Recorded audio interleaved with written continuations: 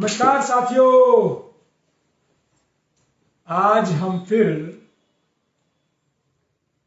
कुछ बात करने आए हैं। आपको कुछ नया बताने आए हैं। नारी मुक्ति आंदोलन की प्रणेता और प्रथम महिला अध्यापिका सावित्रीबाई फुले से शुरुआत करेंगे। कहते हैं कि इंसान को मान, सम्मान और स्वाभिमान से अगर जीना है तो शिक्षा जरूरी है। कहते हैं कि इंसानियत पाठशाला उसका गहना है।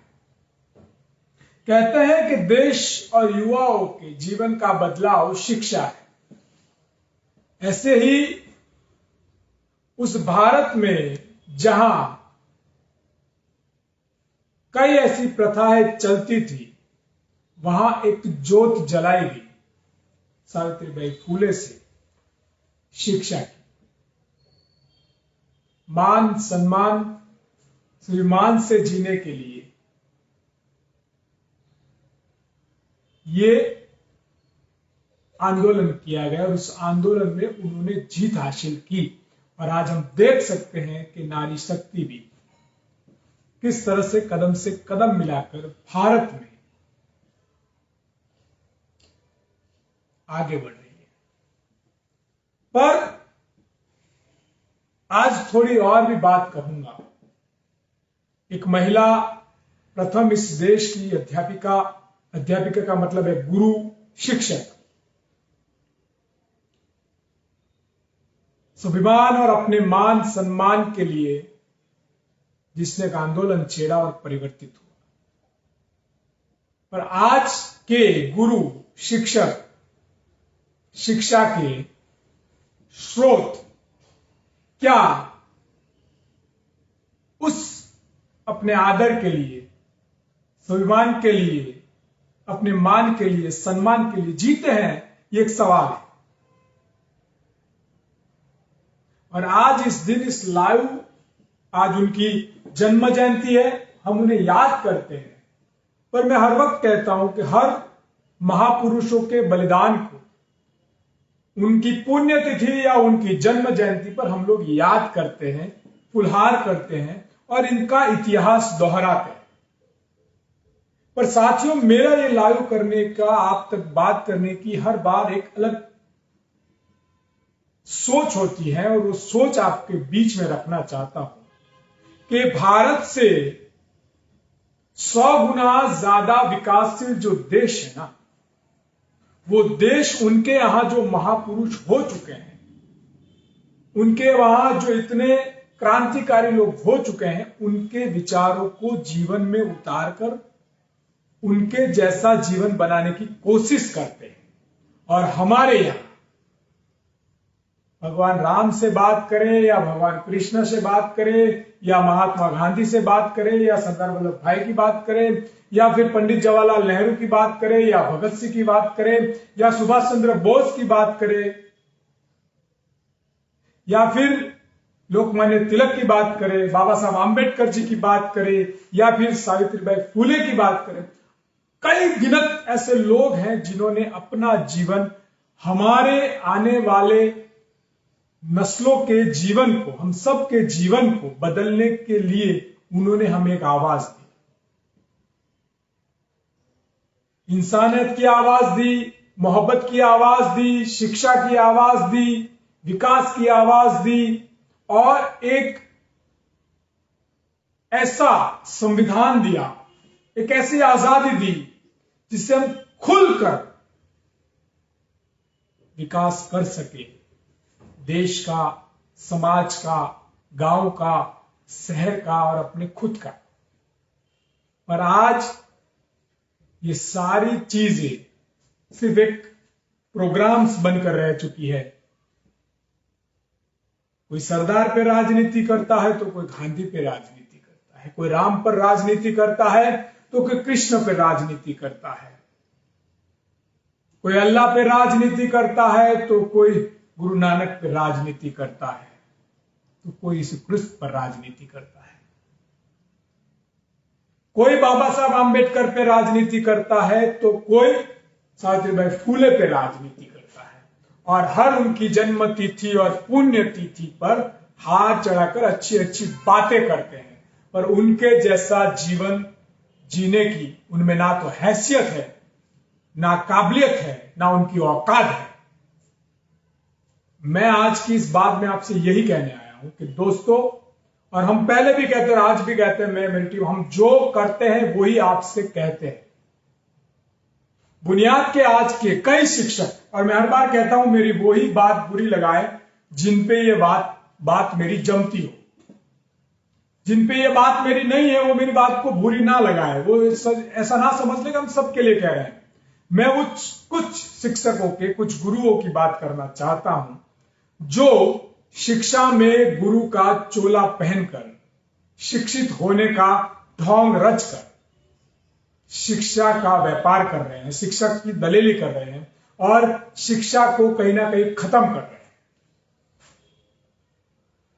आज हम विश्व गुरु बनने की बात करते हैं, विश्व में लोग टेक्नोलॉजी से जुड़ते हैं, साइंस से जुड़ते हैं, वो देश के इकोनॉमी की गिनती में जुड़ते हैं और देश विदेशों को इतिहास में जुड़कर अपने देश की प्रगति में जुड़ते हैं। पर भारत का कम नसीब है कि आज भी हम धर्म आधारित, जाति आधारित, प्रांत आधारित गतिविधियों को शिक्षा में डालकर शिक्षा को खत्म करने की कोशिश करते हैं। आज भारत की शिक्षा खत्म हो रही है। भारत की शिक्षा कट्टरता की ओर, भारत की शिक्षा नफरत की ओर, भारत की शिक्षा गुलामी की ओर, भारत की शिक्षा व्यापार की ओर, भारत की शिक्षा दलाली की ओर और भारत की शिक्षा धार्मिक और जातिवादी कट्टरता की ओर आगे बढ़ रही है। आज खून हो रहा है सावित्रीबाई फूले जैसे अध्यापिका का, जिन्होंने शुरुआत हो रही, उनके विचारों का खून हो रहा है। मुझे याद है, इस धरती से जब बात कर रहा हूं, सरदार पटेल की इस धरती से, गुजरात से, आनंद से मैं बात कर रहा हूं, वल्लभ विद्यानगर, जो सरदार पटेल के नाम से पंडित जवाहरलाल नेहरू ने जहां का शिलान्यास किया था और उनके विचारों की यहां विश्वविद्यालय है, उस विद्यालय के धरती से मैं बात कर रहा हूं। भाई काका जिन्होंने इस धाम को शिक्षा धाम के तौर पर आगे बढ़ाया, जंगल में मंगल किया। तब एक प्रधानमंत्री यहां कन्वोकेशन में आए थे और उनको एक शिक्षक ने सवाल कर दिया कि आपके पास बैठे हुआ इंसान, मिनिस्टर करप्टेड है, और उससे सामने वो शिक्षक लड़ पड़ा। मैं कई बार मेरी बात में कहता हूं, और उसके सहयोग में उनके आचार्य भी, उनके प्रिंसिपल भी आए और भी शिक्षक आए। जब ये पूरा कार्यक्रम खत्म हो गया, नाराज होकर वो चले गए, मेहमान प्रधानमंत्री मिनिस्टर जी चले गए, चीफ मिनिस्टर जी चले गए, तब शिक्षक को लगा कि भाई काका पटेल जो चेयरमैन है विद्यानगर, जिस कॉलेज में, जिस मंडल के, उन्हें बुरा लगा होगा। तो वो शिक्षक अपना इस्तीफा लेकर वहां गए कि मैंने ऐसा ऐसा आज कह दिया है और आपको बुरा लगा, मैं अपना इस्तीफा दे रहा हूं। तो उन ट्रस्टी ने उनसे कहा कि आपको इस्तीफा देने की जरूरत नहीं है, आप एक सच्चे शिक्षक हैं और शिक्षक किसी से डरता नहीं है। शिक्षक निडरता सिखाता है, शिक्षक प्रामाणिकता सिखाता है, शिक्षक आदर्श देता है जीवन जीने का। वो डरपोक, गुलाम, बिकाऊ नहीं होता। अगर वो है तो वो शिक्षक नहीं होता। उनका इस्तीफा नहीं लिया और उन्होंने फिर से हर रोज की तरह बच्चों को शिक्षा देने की शुरुआत की। ऐसे कई आजादी के आंदोलन से लगाकर देश में अलग अलग परिवर्तन के लिए, देश की सरकारों के बदलाव के लिए कई विद्वान हुए। और इसीलिए मैं कहता हूं कि शिक्षा एक बदलाव है। और वही शिक्षा जब एक गुलाम, वही शिक्षा एक आतंक, वही शिक्षा नफरत की ओर बढ़ जाए तो देश खत्म हो जाता है। आज मैं सावित्रीबाई फुले को नमन करते हुए एक संदेश देना चाहता हूं साथियों। सारे महापुरुषों ने उनके जीवन का बलिदान देकर हमारे भविष्य के लिए बहुत कुछ किया है। हम अगर उन्हें सम्मान देना चाहते हैं,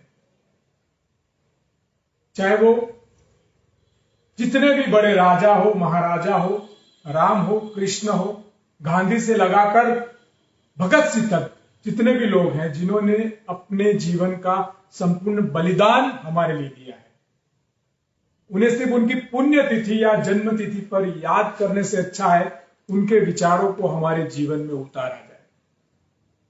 हमें इस देश को विकासशील बनाना है, विश्व गुरु बनाना है, तो उनके विचारों का भारत बनाना होगा। ये राजनीतिक जो दलाल लोग हैं, ये राजनीतिक जो कट्टरता, नफरत, भय और हिंसा फैलाने वाले जो राक्षस हैं, उनसे इस भारत को बचाना होगा। विविधता में एकता से ही भारत विश्व गुरु बन सकता है और उसे बनाने के लिए हमें 135 करोड़ लोगों को, इस देश को एक सोच से चलाना होगा।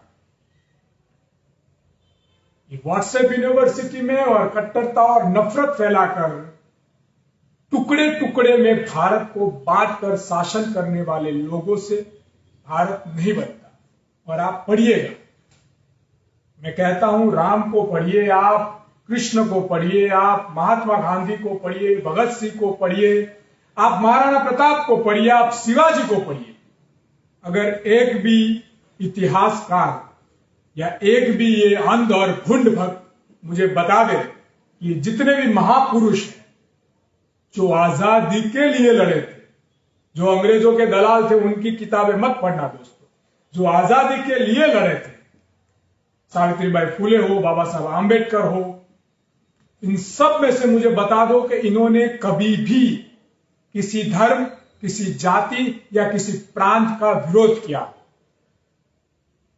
बस सोच लेना आप एक बार और पढ़ लेना। आज सावित्रीबाई फुले की जन्म जयंती पे मैं वंदन करता हूं और मैं आप सबसे वादा भी करता हूं, मैं जो कहता हूं वो करता हूं और मैं मेरे जीवन में इन महापुरुष की सोच को लेकर, इन महायोद्धाओं की सोच को लेकर मानवता, एकता, अखंडता, एक समानता के नारे से आगे चल पड़ा हूं।